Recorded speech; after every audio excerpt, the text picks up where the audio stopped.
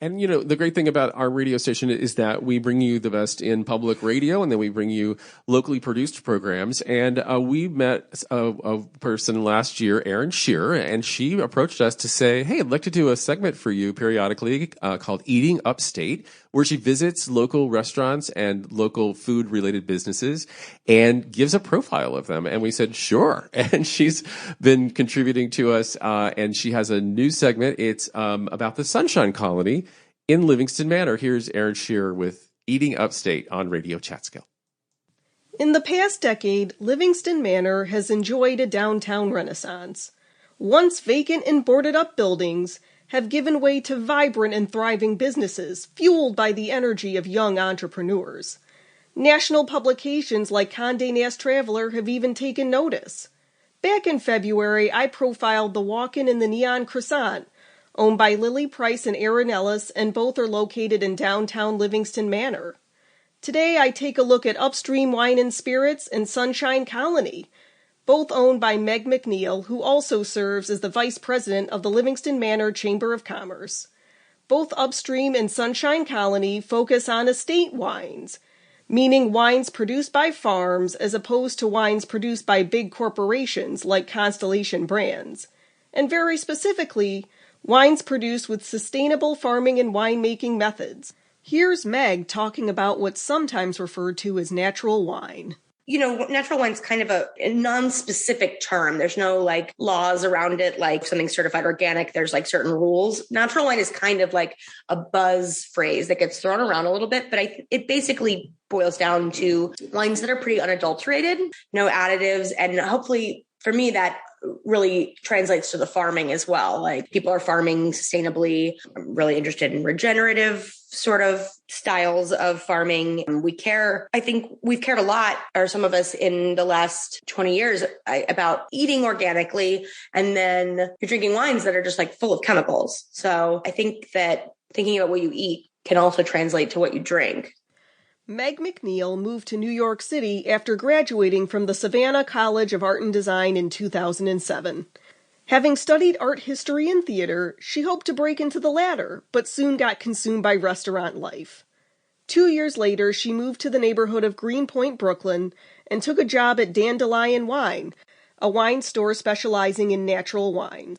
Over the course of the next 6 years, she moved from doing social media to working as the store's manager. I worked at a store called Dandelion Wine in Brooklyn for, 7 years, actually, as a manager and buyer there.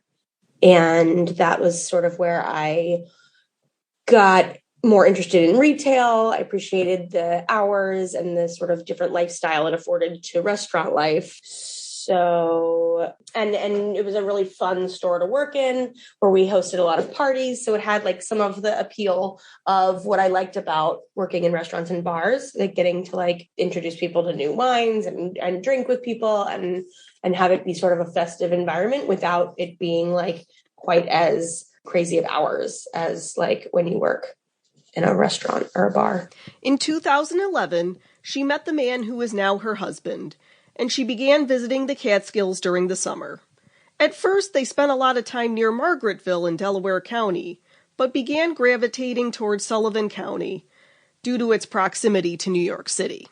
Then we started coming to more of the Sullivan County area, looking for a second home and camping and hiking, which were things we've always been interested in. We started kind of focusing on Sullivan County because of its proximity to the city. It felt like, we didn't really know 6 or 7 years ago that we would be relocating to the area. But we thought that if we were going to be able to be upstate part-time, Sullivan County was a great option because it was a little bit closer to the city, a little bit easier to get up via, bus if needed. And so we started kind of thinking about buying a home in the area before we started thinking about opening a business. It was through a chance encounter where she discovered the opportunity to open what became Upstream Wine and Spirits. It was sort of serendipitous. We were having breakfast one day at a restaurant called Rolling River in Parksville that isn't open anymore, but it was a great spot. And we met some guys who sort of were very friendly, and they talked to us about what we were doing in the area and let us know that they were opening a pizza place in Livingston Manor. And I sort of always have thought about opening my own shop when I was working at the shop in Greenpoint.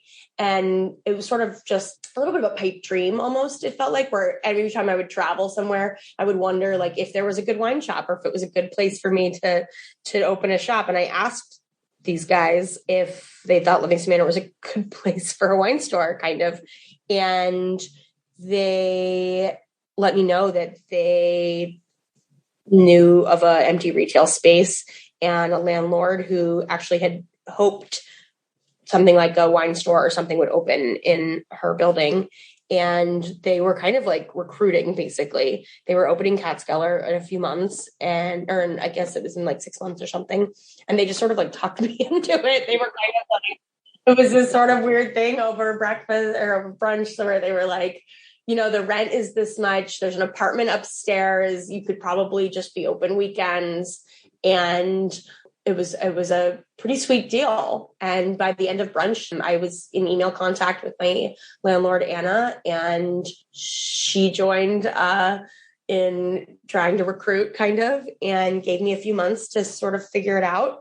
The original plan was to stay in Brooklyn during the week, but operate the store on the weekends.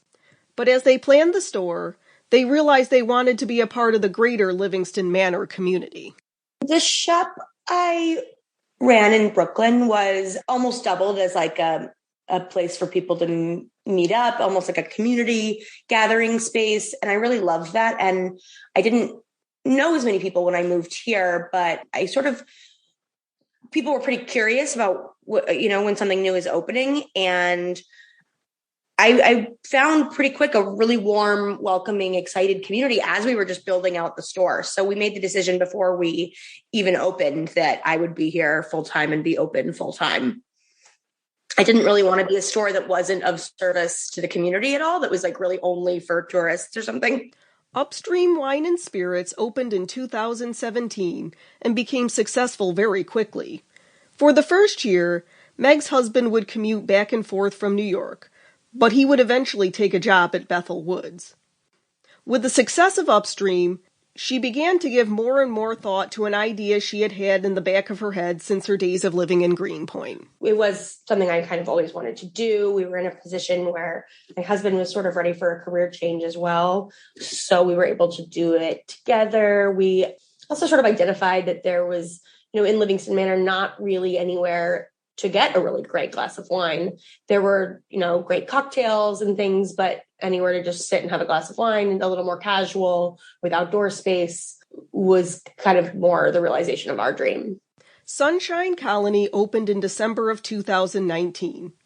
After COVID-19 forced the shutdown of dining establishments a few months later, they did not qualify for a PPP loan since they were only open for a few weeks the previous year. Fortunately, thanks to an influx of visitors and transplants to the Catskills, Upstream's business boomed, which subsidized Sunshine Colony in the meantime.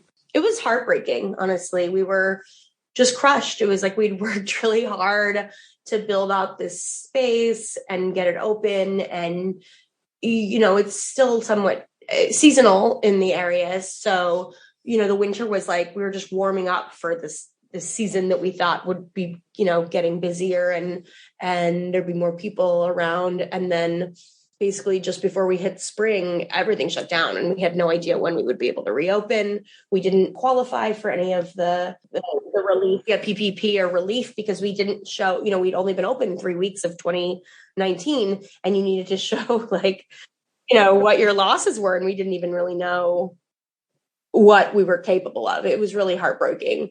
But it forced us to get really creative and to just really push things for the summer. But it was hard, and it was really hard to then close again. We reopened for the summer of 2020, and then we closed again in the fall.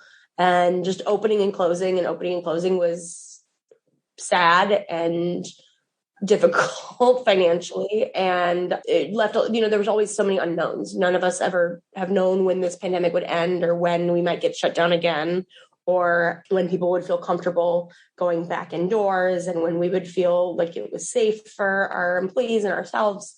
So it was really a challenge, but we made it. Here we are.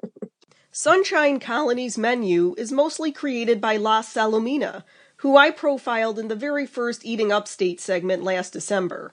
They also do collaborative dinners with other local restaurateurs as well. Yeah, we're collaborating with them on a lot of the menu items, which has been really fun. Doing like a rotating cheese plate that we source the cheeses from them and are serving their really beautiful cured meats. Then some dishes that we are still designing ourselves.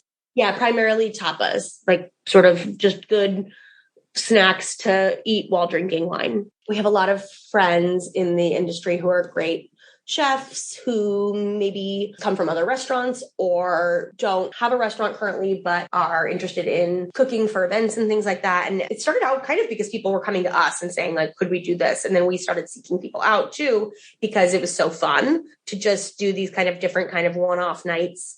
And we found, like, as, you know, people living up in Livingston Manor full time, like, there are certain things that, you know, we miss. There's certain types of like ethnic food and things that we don't have as much access to in Sullivan County. So when someone comes to us and says, can we throw like a big Georgian feast or can we do an Armenian dinner? We're going to jump at that because it's something we're excited about eating. And we figure our friends and customers are also going to be excited about having access to types of food that we don't have every day.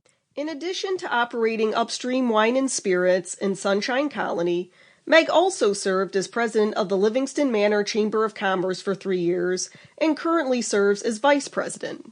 I passed the mantle on to someone else in January, but I was president for 3 years, and the previous president, Marie Bivens, had kind of approached me knowing that I had already gotten pretty involved with the Chamber of Commerce when she was in charge, sort of suggested that it might be a good fit to kind of bridge some of the older businesses with some of the newer businesses. And it was a really great thing to be part of and continue being part of. I'm vice president now. There's just so much great energy behind the other businesses in town and a lot of really fun events that we get to put on every year. And I noticed right away when I first came to Livingston Manor and started meeting other business owners that it's a lot of women-owned businesses. So it was fun to collaborate and continues to be fun to collaborate with other businesses on marketing and events and things for the town as it continues to grow. Meg's husband has since left Bethel Woods and now runs Sunshine Colony with Meg. Going forward, Meg is looking to focus on online orders for Upstream Wine and Spirits and helping Sunshine Colony make its way through its first full year. Back in 2014, Meg stated in an interview that living in Greenpoint was a lot like the opening scene in the Disney movie Beauty and the Beast, where everyone is greeting one another on Main Street. I asked her if Livingston Manor was the same way. Definitely, but like times 100. I always sort of thought it was funny that I moved to New York City and then spent so many of my years just in this one neighborhood, like it was a small town. So it kind of made sense to just go ahead and move to a really small town. But you do find that being the woman that sells the booze, you get to know a lot of people in town. I do think it's kind of funny. I will walk down the street and just feel like I know everyone. Or if I go to the grocery store, I'm prepared to say hi to a lot of people. But it's very nice. And it's a very supportive community. A lot of enthusiastic people who have also opened businesses or who have moved there, who want the town to really succeed. It's a nice place to be a business owner. Upstream Wine and Spirits is located at 34 Main Street in Livingston Manor, and Sunshine Colony is located down the road at 47 Main Street. I'm Erin Shear. Eating Upstate is a production of WJFF Radio Catskill.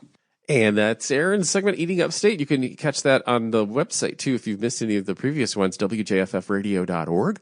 You can also donate there because it is our summer fun drive. We are looking for your donations during this time because we're listener-supported public radio for the Catskills in Northeast Pennsylvania. So go to WJFFradio.org or call us, 845-482-4141. The place is buzzing because we're getting ready for our open house here in Liberty. Come by the studio starting in, about 5 minutes. 11 to 4 today. You can drop off a donation and you can come see the new studios and say hi to the volunteers. And we get to see your friendly faces as well. So come see us, 2758 State Route 52 in Liberty. just down the road from the Jeffersonville studio, across the street from the Town of Liberty's transportation department, right near the corner of Ferndale Loomis Road, if you're familiar with that. We'll take a quick break and we'll be right back. This is Radio Chatskill.